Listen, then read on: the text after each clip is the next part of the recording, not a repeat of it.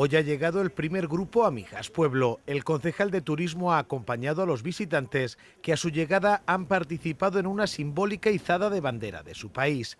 El finlandés es uno de los nuevos mercados turísticos en los que trabaja el consistorio.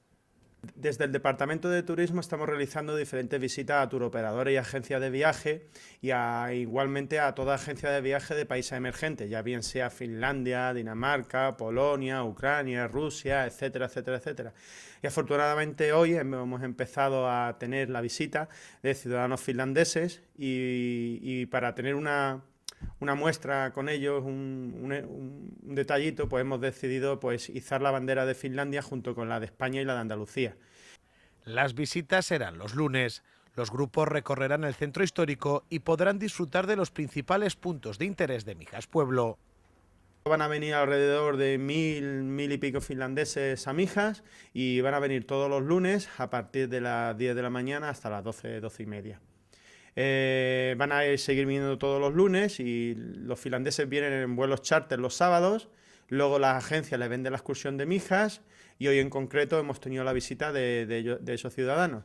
Por ser la primera vez, el concejal de turismo los ha acompañado y les ha enseñado los 14 puntos de interés turístico. El objetivo es incrementar el número de turistas que visitan el municipio, trabajando con los nuevos mercados del sector.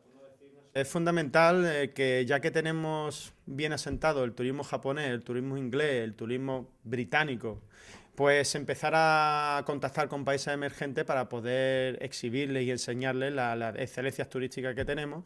Y, hombre, es fundamental, ya que la capacidad económica de los turistas se ha visto mermada, pues es fundamental de cubrir esa merma de capacidad económica con el aumento de visitas de ciudadanos.